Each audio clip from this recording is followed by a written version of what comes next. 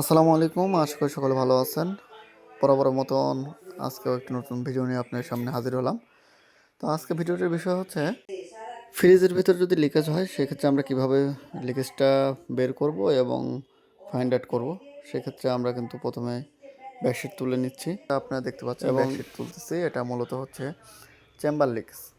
তো চেম্বারটা ডিপে লিকেজ না নর্মালি লিকেজ সেটা আমাদের আগে কনফার্ম করতে হবে। তো কনফার্ম করার জন্য আমরা বাতাস দিয়ে এটা প্রেসার দিব। তো দেখতে পাচ্ছেন লিকটা আমরা দেখতে পাচ্ছি। তো এই নর্মালটার চেম্বার আমরা পরিবর্তন করে দেব। তো আসলে কি কারণে পরিবর্তন করে দেব, কারণ এটা এর আগেও একবার কাজ করা হয়েছিল। তো কাজ করার পরে বছরখানেক পরে আবার একই সমস্যা, তার পাশেই লিক। তো পাইপটা একেবারেই দেখা যাচ্ছে যে নষ্ট হয়ে গেছে। আজকে যদি এই জায়গায় ঝালাই দিয়ে দিই, দেখা যাবে যে আবার 1-2 মাস পরে অন্য এক জায়গায় লিক বের হবে। তো এটাতে দেখা যাবে কাস্টমারও ভোগান্তি, কাজেরও দুর্নাম হয়। সেক্ষেত্রে আমরা এখন নর্মাল চেম্বারটাই পুরোটা করে দেবো। তার জন্য আমরা নর্মালের যে আগের পাইপটা ছিল অ্যালুমিনিয়ামের, তো এই অ্যালুমিনিয়াম পাইপটা আমরা তুলে ফেলতেছি। তো এটা তুলে সুন্দর করে আমরা পরিষ্কার করব। আগে পরিষ্কার করে আমরা হচ্ছে কপার দিয়ে নর্মালটা করে দেব, যাতে অনেক দিন এটা স্থায়ী হয়।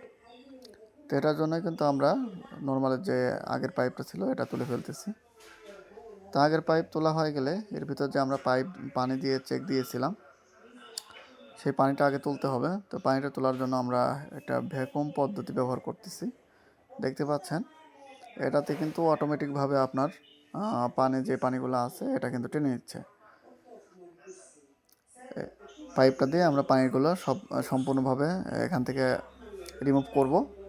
রিমুভ করার পরে আমরা নতুন যে চেম্বারটা তৈরি করব সেটা বসাবো।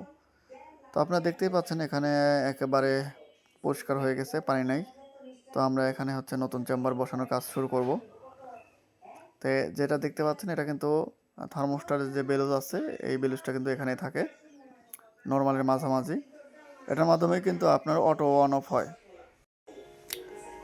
আমরা পাইপটা কেটে নিয়েছি। পাইপটা কেটে নেওয়ার পরে এখন আমরা হচ্ছে যে চেম্বারটা আলাদাভাবে তৈরি করে নিয়েছি কপারের, সেটা কিন্তু এখন বসাই দেব। আগে যেভাবে ছিল সেম প্রসেসে ওইভাবে বসিয়ে দেব।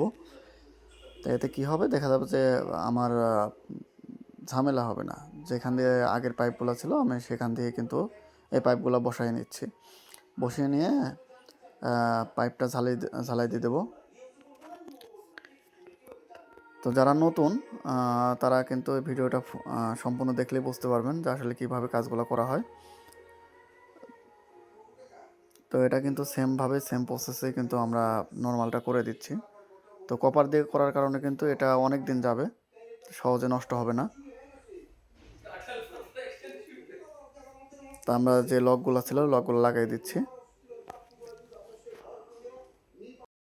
নর্মালের যে চেম্বারটা আমরা করতেছি এটা কিন্তু সেম মাপেই করতে হবে, কারণ নর্মালে পাইপ যদি আমি এটার চেয়ে বেশি দিই সেই ক্ষেত্রে কিন্তু আমার নর্মালে দেখা যাবে যে ডিপের মতো বরফ হয়ে যাচ্ছে। আবার যদি পাইপ কম দেই সেক্ষেত্রে কিন্তু আমাদের দেখা যাবে ঠান্ডা কম হচ্ছে। এজন্য আমরা সেম মাপে যেটা ছিল সেই অনুযায়ী আমরা পাইপ কিন্তু দিয়ে দেব। এখন নর্মালি যে চেম্বারটা আমরা তৈরি করেছি এটা কিন্তু এখন হচ্ছে আমরা ডিপের থেকে যে পাইপটা বের হয়ে আসছে এটার সাথে আমরা সংযোগ করে দেব, ঝালাই করে দেব। ঝালাই করার পরে আমরা কিন্তু এই নর্মালের চেম্বারের উপরে অ্যালুমিনিয়াম টেপ দিয়ে সুন্দর করে লাগিয়ে দেবো, যাতে ঠান্ডাটা বাইরের দিকে না আসে। এবং এর উপরে কিন্তু আমরা ফোমিং করব। তো আমরা কিন্তু চেম্বারটা বসিয়ে নিয়ে কিন্তু ঝালাই দিয়ে দিচ্ছি। ঝালাই দিয়ে উপরে অ্যালুমিনিয়াম টেপ লাগিয়ে নিচ্ছি। এখন কিন্তু আমরা আইসোপলিও যে ফোমিং আছে এটার মাধ্যমে কিন্তু আমরা ফোমিংটা করব। তো ফোমিং করার জন্য আমরা কিন্তু আইসোপলিও এটা গুলিয়ে নিয়েছি। এখন এটা আমরা ঢেলে দেব। ঢেলে দেওয়ার পরেই কিন্তু এটা সাথে সাথে আপনার ফোমিং হয়ে যাবে, সময় দিবে না। তো আমরা এটা এখানে ঢেলে দিচ্ছি। ঢেলে দিয়ে কিন্তু আমরা যে কোনো একটা কিছু দিয়ে চাপ দিয়ে ধরবো, যাতে এর ফোমিংটা একেবারে আপনার সমান সমান হয়। একটু বেশি হলেও সমস্যা নেই, পরবর্তীতে আমরা কেটে দেব। এখন আমরা যেটা ফোমিং করা হয়েছিল সেটা কিন্তু যেটা বাড়তি অংশ এটা এখন কিন্তু আমরা কেটে দিচ্ছি। ফোমিংটা সমান হয়ে গেলে আমরা কিন্তু পিছনে যে ব্যাকশিটটা খুলেছিলাম এটা এখন লাগিয়ে দেব। তো এটা আমরা আইসোপলি দিয়েও লাগিয়ে দেবো, যাতে কোনো সমস্যা না হয়, ব্যাকশিটটা তো উঠে না আসে। এবং এই ফ্রিজটা বলে রাখি, আগে কন্ডেন্সার লিখেছিল এবং এক্সট্রা বাইরে দিয়ে কন্ডেন্সার লাগানো ছিল, এজন্য এই কন্ডেন্সার আমরা লাগিয়ে দিচ্ছি। তো এখন এই ফ্রিজটা আমরা সম্পূর্ণ ওকে। এখন হচ্ছে আপনারা এই ফ্রিজটা সব কিছু ঝালাই কমপ্লিট করে গ্যাস দিয়ে দেবো।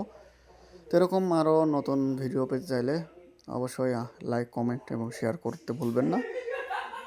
তো সকলে ভালো থাকবেন, সুস্থ থাকবেন। আজকের মতো এই পর্যন্তই। আল্লাহ হাফেজ। আসসালামু আলাইকুম।